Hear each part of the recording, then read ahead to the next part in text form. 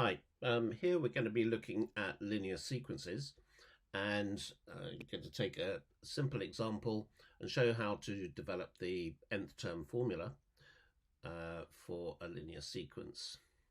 So the example I'm going to be using is this 5, 8, 11, 14, 17. Now, a sequence is a pattern of numbers, and here we can see that there's a common difference between each of the terms of 3, and there are two types of formulae for getting to any term along here. The first is the most obvious, is called a recurrence relation. And a recurrence relation simply is a rule which tells you how to get from one term to the next. And clearly, the recurrence relation in this case is add 3. So you can add 3 to each term to get to the next one. The other type of formula is what's called the nth term formula. Nth term formula. And this is useful for getting from the term number to the term directly, because suppose you want to find the 2000th term in this sequence. Here we've just got the first 5. Well, it's a little bit boring just to keep adding 3, add 3, add 3, add 3.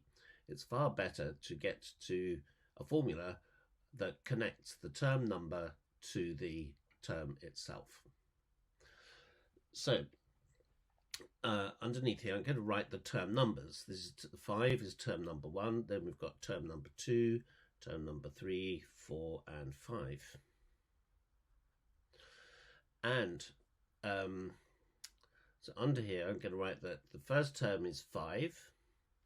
The next term, 8, is this 5 add 3.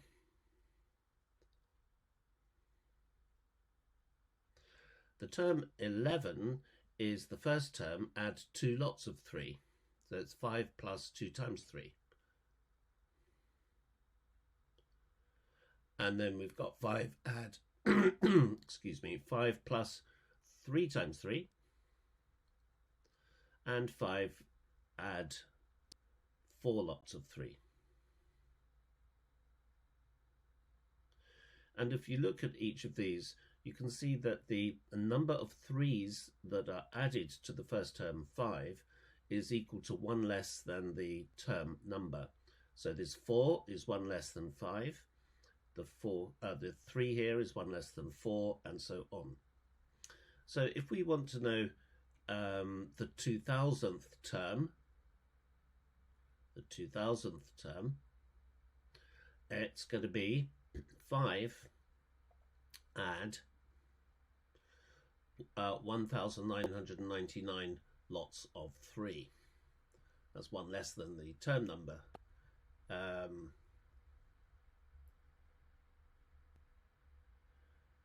So for term number n, this generalizing, we want the first term. Now with linear sequences, the first term is denoted A, and the common difference is denoted D. So we have A plus D, A plus 2D, and so on, A plus 3D, A plus 4D, and here we'll have A plus n take away 1 lots of D. So that is the nth term formula. And I'm going to show a quick way of getting to the formula from a given sequence. First, I'm just going to rearrange this a little bit. If we expand these brackets, open the brackets up, we get A plus D times N take away d. And I can write that as d times n plus a take away d. So these are all equal. Okay, and for practical purposes, this formula here is the one I'm going to use to find the nth term formula for this sequence 5, 8, 11, 14, 17.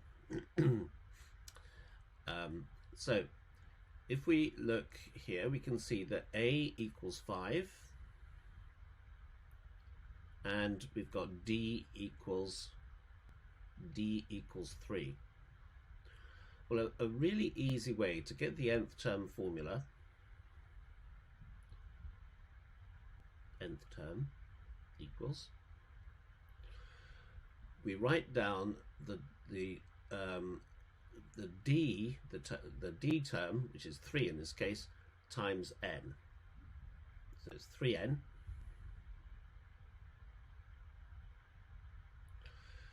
And then, if we go back to this sequence, if you take one step backwards, this way, term 0, in fact, it'll be 5 take away 3, 2. So if we had a term to the left here, it would be 2. So we take one step backwards, it's 2.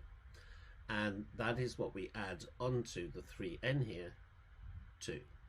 So that is the nth term formula for this this sequence. So if we want to know the 10th term, all we need to do is substitute the value 10 into here and get 30 plus 2, namely 32.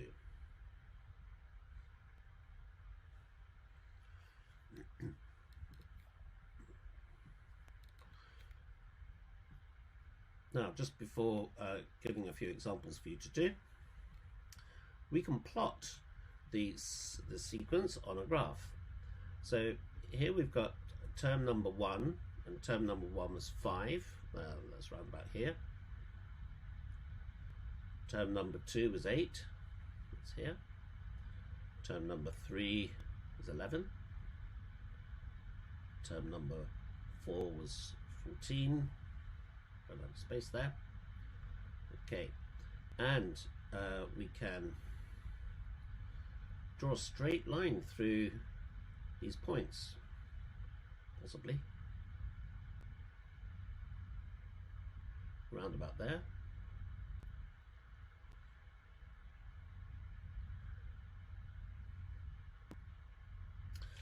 And you can see here why the sequence is called linear, because it produces a straight line on the graph. And the intercept with the vertical axis is at 2. So this relates to straight line graphs, and if this was an x-axis and this was a y-axis, the equation of the line would be y equals 3x plus 2, where 3 is the gradient and 2 is the intercept with the y-axis. And you will see that essentially it's the same as this formula here.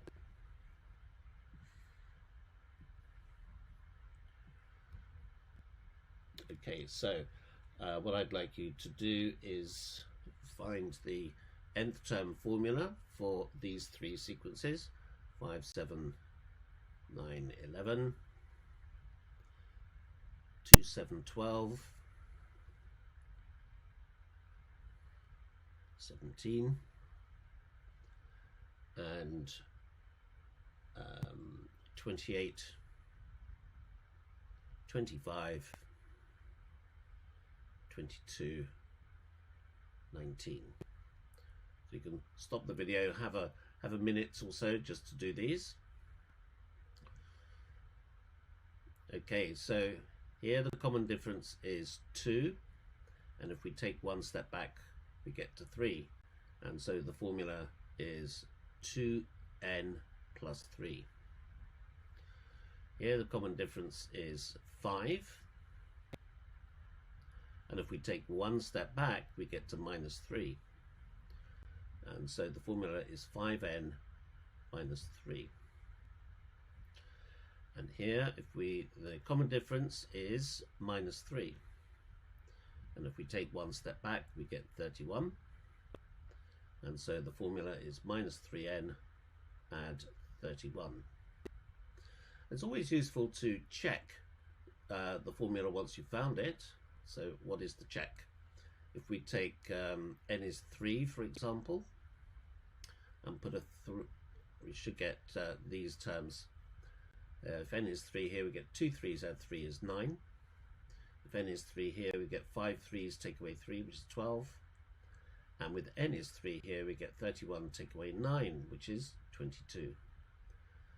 So that's the check on those. So now we're going to look at series. And you might well ask, what is the difference between a sequence and a series? Well, it's quite simple. A sequence is simply a pattern of numbers, whereas a series is where we add all the terms of a sequence and get a total. So I'm going to use the example I had before. Just plug my sketch pad in, and hope this gets working. Here we go. Oh, first of all, I should mention the sutras that are going to be used here. So the first sutra is by one more than the one before, and this simply means that each term of a sequence, the one I'm going to use as an example is 5, 8.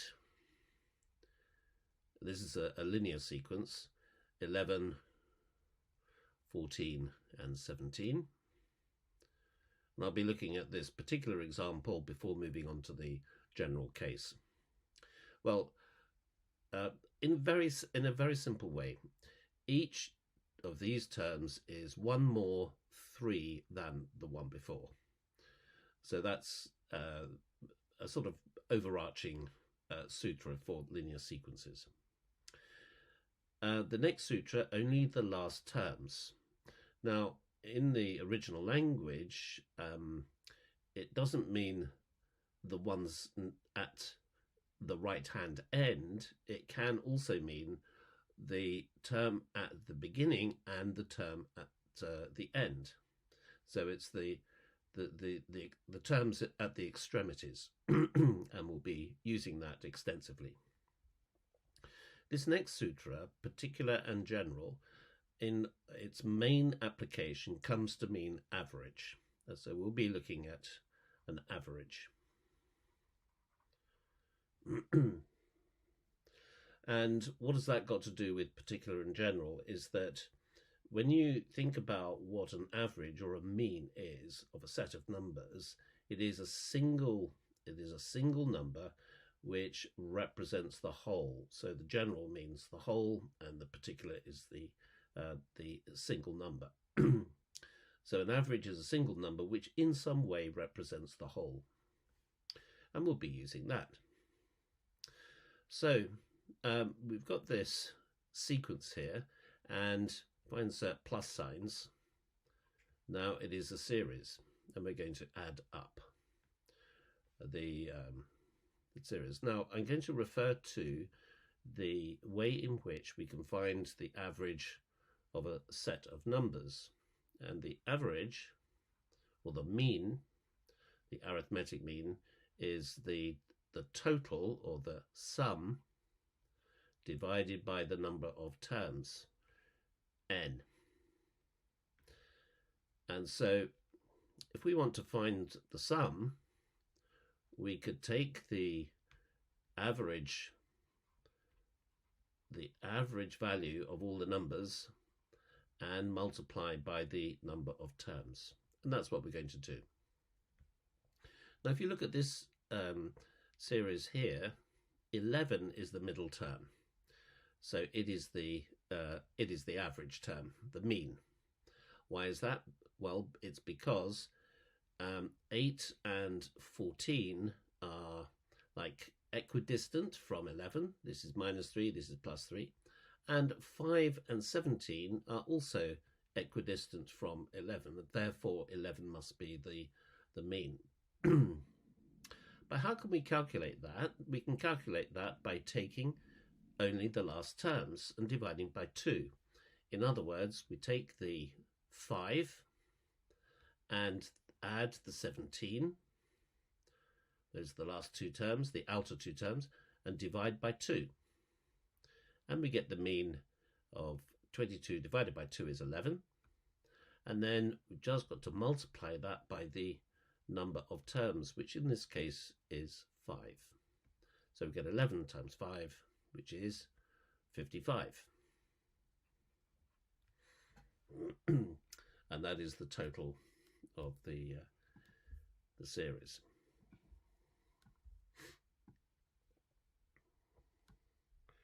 Okay, now let's look at it in more general terms to derive the conventional formula. I'll just get rid of this. There.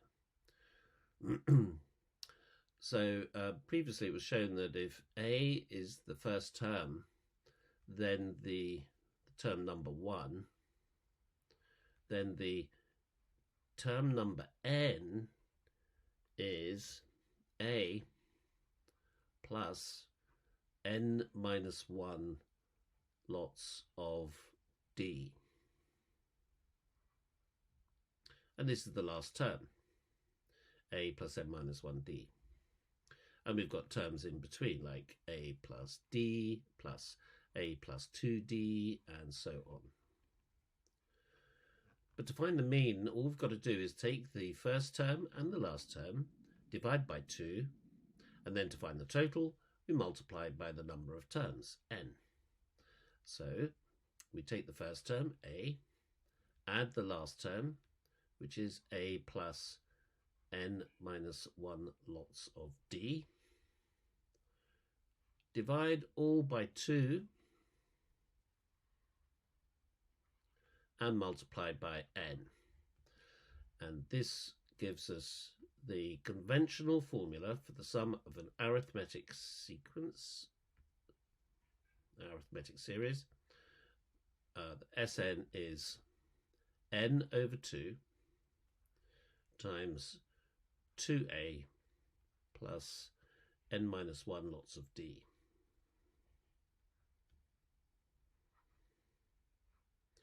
And the formula looks looks a bit complicated, but in actual fact it's the mean of the first and last terms times the number of terms. And that's all it is. The mean of the first and last terms is all this inside the brackets divided by 2 and then multiplied by the number of terms, n. So just put down a few for you to do. You can find the sum of this series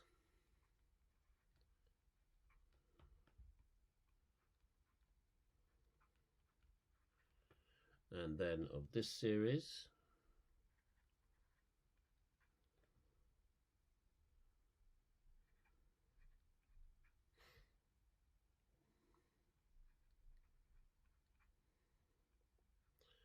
as a little practice.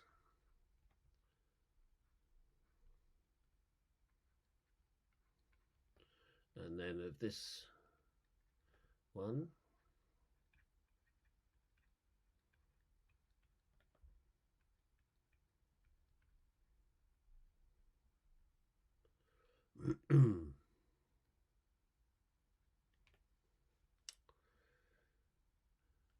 so in this first example, 5 add 13, divide by 2, times by the number of terms 5 equals 45. In this example, 39 add 4, divide by 2, and there are 6 terms, so we multiply by 6, and this equals 3 over 1, so it's 43 times 3.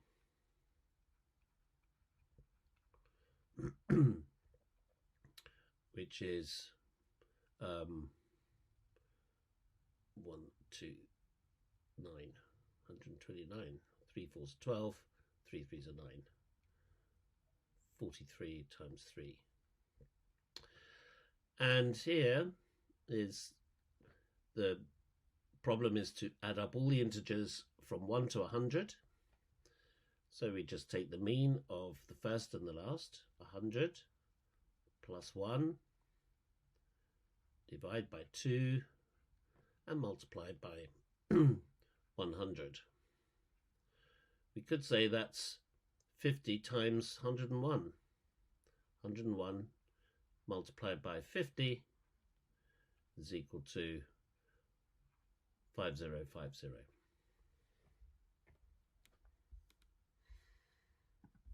Now we're going to look at a geometric series, and this will be using the first and last terms again, but in a slightly different way.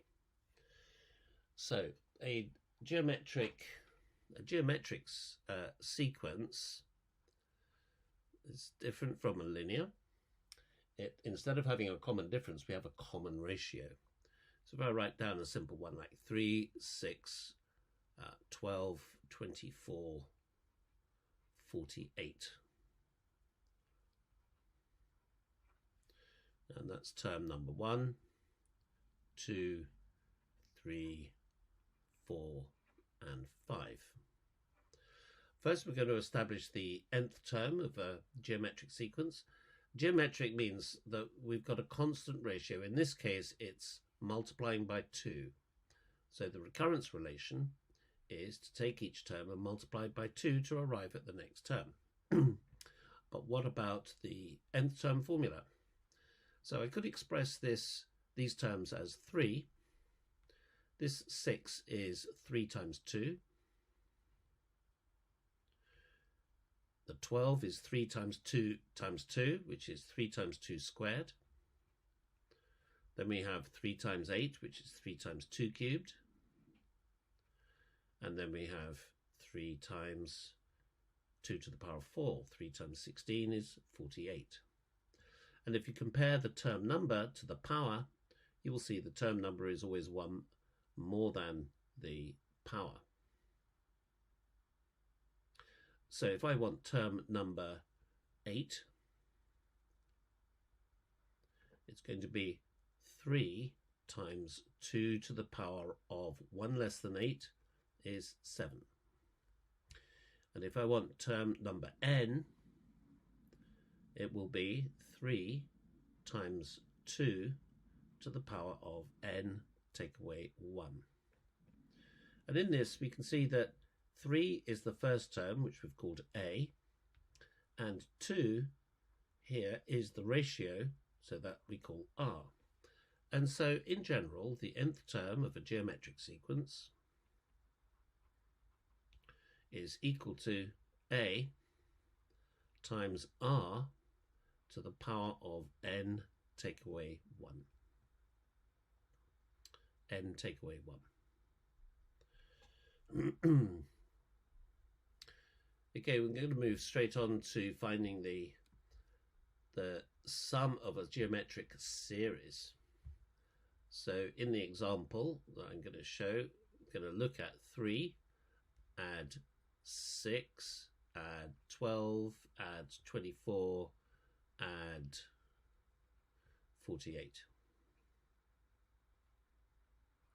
And again, I will start by expressing this as 3 plus 3 times 2 plus 3 times 2 squared plus 3 times 2 cubed plus 3 times 2 to the power of 4. So this is the sum to how many terms? To 5 terms is equal to this. Now if I take the ratio 2 and multiply my equation by 2, I get 2 times, that's the ratio 2, 2 times S5 is equal to, this 3 comes 3 times 2, which I'll write here, 3 times 2. This term becomes 3 times 2 times 2, which is 3 times 2 squared. And so on. So we get 3 times 2 cubed plus 3 times 2 to the power of 4. That's this term multiplied by 2.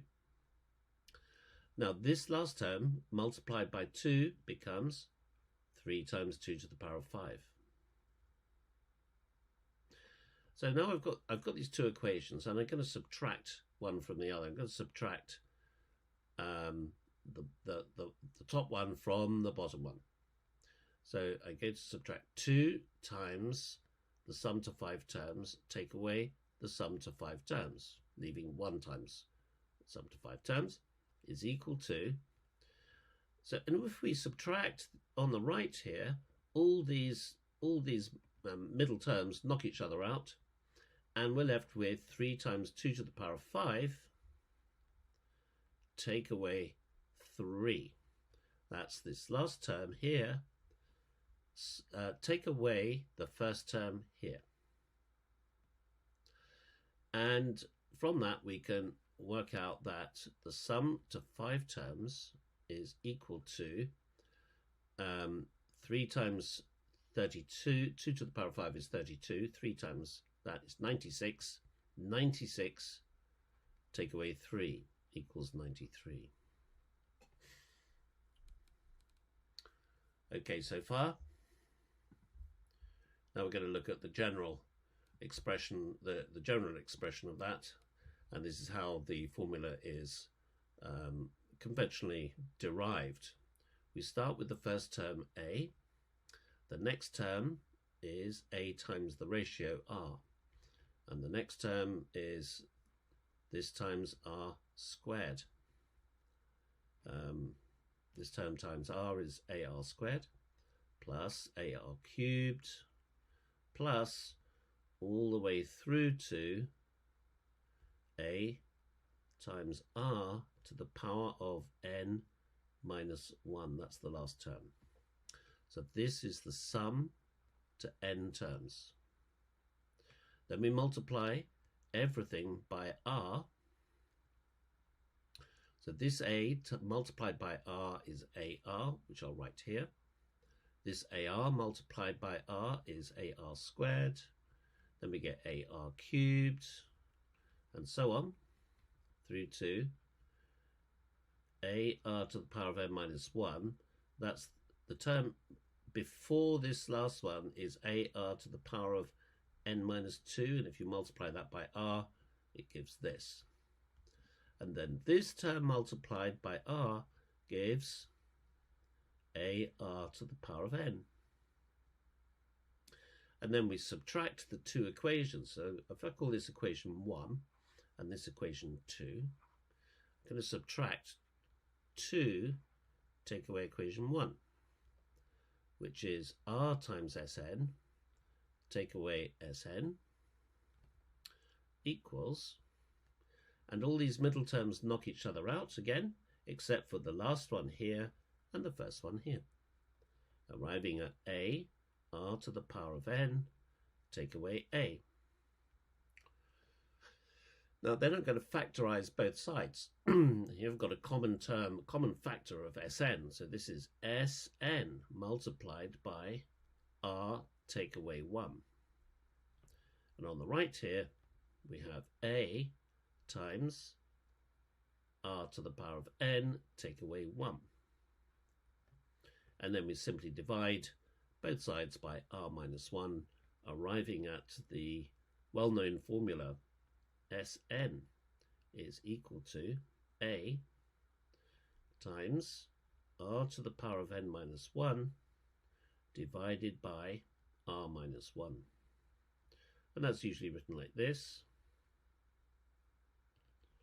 Or if we multiply both sides of both numerator and denominator by minus 1, we get the alternative version, which is a times 1 minus r to the n over 1 minus r. Now I usually find that this version is useful for r is greater than 1, and this version is useful if r is less than 1. That just helps avoid awkward minus signs. So now I'll give you one to do. You can use this formula. Sum up 2 plus 6 plus 18 plus 54 plus 162.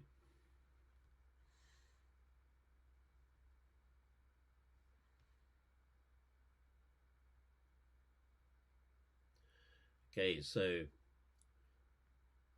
how many terms? We've got 5 terms, so we're looking at S5 is equal to the first term, 2, multiplied by the ratio, in this case, is 3, so I'm going to use the first version here, 3 to the power of 5, take away 1, divided by 3, take away 1. So the ratio is 3 here. Well, this 3 take away 1 cancels with this 2 here, and we're just left with 3 to the power of 5 minus 1. 3 to the power of 5 is 243. Take away 1 is equal to 242. And you can check that out. So that's how to find the sum of a geometric sequence. And this formula is important. It's used in very many circumstances of population, compound interest, all sorts of different applications in mathematics.